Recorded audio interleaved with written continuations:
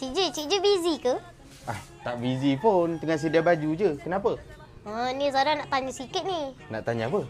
Cik J tengah buat apa? Kan dah khabar tadi tengah sedia baju. Tadi kata tak busy. Tak, sedia baju. Bukan busy pun. Habis tu kalau sedia baju tu bukan busy, habis tu busy tu apa pula? Badminton? Tak, bukan itu. Tadi busy tu maksudnya sibuk tau. Sibuk. Maksudnya Cik J nak kata Zara ni menyibuk lah. Ya Allah, budak ini. Tak, bukan. Cik Jo cakap sibuk tu maksudnya busy. Busy tu maksudnya sibuk. Cik Jo tak busy. Maksudnya Cik Jo tak sibuk. Faham. Ni baju-baju ni Cik Jo dah basuh ke? Kalau dah sidai macam ni mestilah basuh. Tapi kenapa Cik Jo busuk lagi? Tak, yang basuh baju. Cik Jo ini belum mandi. Ni Zara nak tanya ni. Cik Jo kalau mandi, Cik Jo basuh badan ke?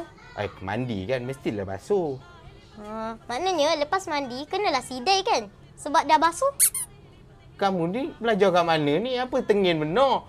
Kan badan lap aja sampai kering. Maknanya baju ni kenalah lap juga sampai kering. Sebab dah baru lepas basuh. Kamu Karang ada yang katuk juga budak ini Karang. Baju dengan badan lain. Ni baju ni badan. Baju sidai badan lap. Tapi dua-dua basuh. Malas nak aku layan kamu. Kamu pergi sini lah.